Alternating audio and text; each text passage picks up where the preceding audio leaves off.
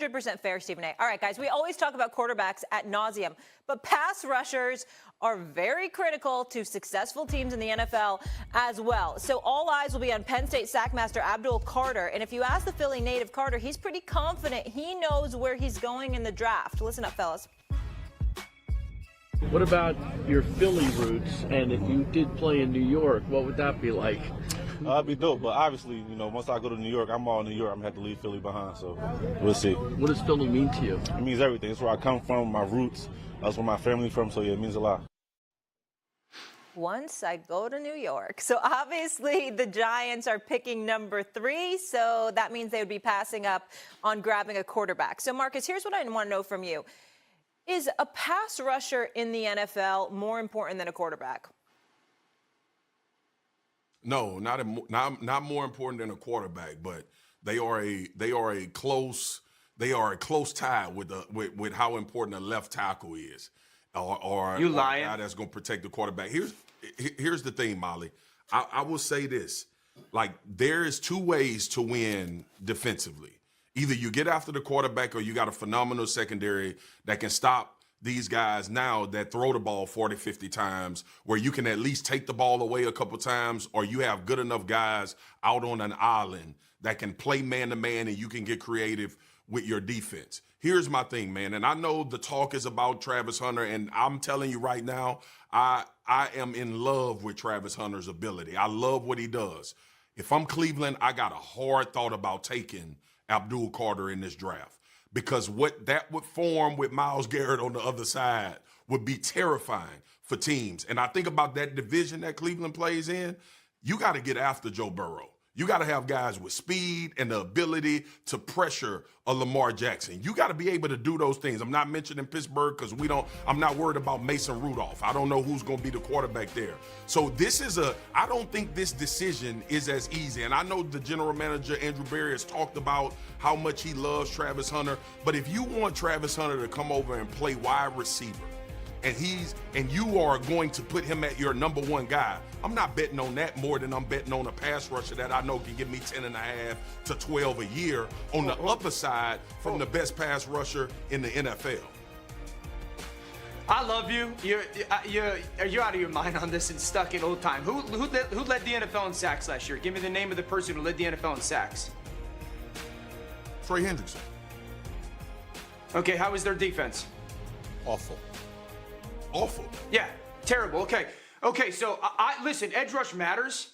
He's not nearly as important as a quarterback or a left tackle. And I would tell you, I don't think edge rusher, from an offensive perspective, is nearly as important as interior guy or coverage. The best defense in the NFL last year was the Philadelphia Eagles. Best defense in the NFL. Their best player was Jayden Carter. The second best defense in the NFL, and this is all points per game, Los Angeles Chargers. The best part of their defense was their coverage. The third best defense in the NFL last year, points per game, was Denver. They had the defensive player of the year, Patrick Surtain, coverage guy. The fourth best defense in the NFL was the Kansas City Chiefs. Chris Jones, interior pass rusher. The fifth best was Minnesota, all about coverage. Sixth best, Green Bay, all about coverage. You got to get all the way down to, I think, like the 9th best defense when it comes to Pittsburgh and TJ Watt. And so while edge rusher matters, it's not like it was 3 or 4 years ago, 5 years ago. Interior is so much more important. Coverage is so much more important than anything. Hold on, Swag. Hold on, Don't Swag. do that in the vacuum. Hold on, Swag. Let me throw a left turn here for y'all, because we understand that the quarterback position is the most important. We just had to make sure it was confirmation, because edge rushes are something that's being talked about all the time over the last few years as we really zone in on the NFL. Here's my question to the both of you. If you're a good quarterback and you're a team who desperately needs a quarterback, do you pass up on that to take an elite edge rusher? Or do you take the edge rusher? No. Or do you take a quarterback. Do you understand what I'm trying to say? In other words, the quarterback in the draft isn't as elite as the edge rusher, but you're a team who desperately needs a quarterback. Because look at Cleveland, number 2 pick. They've got a lot of pieces in Cleveland. What's been the problem? They have a quarterback. When they had a replica, when they had a speck of a quarterback in Joe Flacco, who came off his couch, they still got to the playoffs. They got pieces in Cleveland. Yep. The problem is they don't have a quarterback. So nobody has come to y'all and asked y'all a question. If you're a good quarterback with potential, but you're an elite edge rusher, if you're a team who needs a quarterback, what do? Do you take the quarterback or do you take the best player? Which happens to be the edge rusher. Stephen A., I know what you're getting at. I know what you're getting at. You referencing Shador. I know what you're getting at. Or either Jackson Dart, because Jackson Dart has gained a lot of momentum. Here's what I'll say to that, Stephen A. The Cleveland Browns don't feel like Shador or Jackson Dart is good enough to take over either Abdul Carter or Travis Hunter.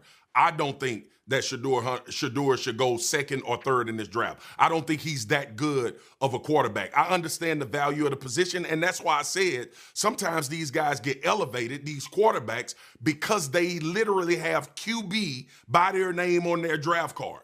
And they get drafted over guys that are better positional guys, but either team need or you think that these guys can supplant what these other dudes will do from a production standpoint.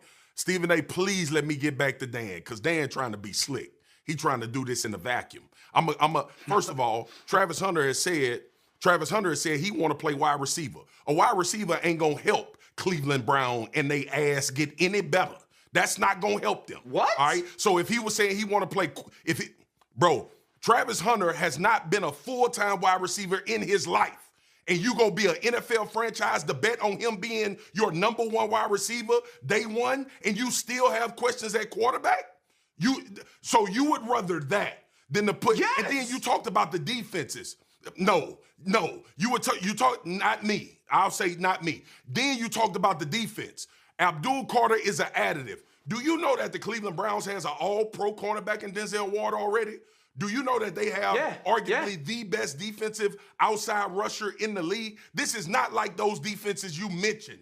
Abdul Carter is walking into a situation with a good secondary, a Hall of Fame defensive end on the other side of him, and he walks into a situation where he potentially can get one-on-ones all year with a good coverage behind him. So don't talk about that in a You're going to vacuum. win games 10-9. You mentioned all of these You're going to win 10 games 9. Okay. So first of all, I'll be so very if you clear, get Travis Hunter, Travis Hunter and put him at wide receiver, how many wins do you think that's going to accumulate with no quarterback? More than an edge rusher.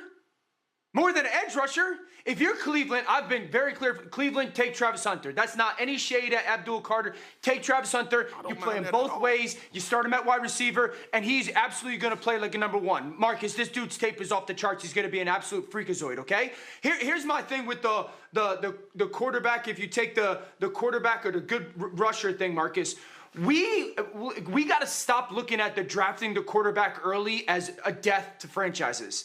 This is not like 2005 anymore when we were giving these quarterbacks, when you drafted them top 5, $100 million, and it was going to cripple your franchise. It is far more damning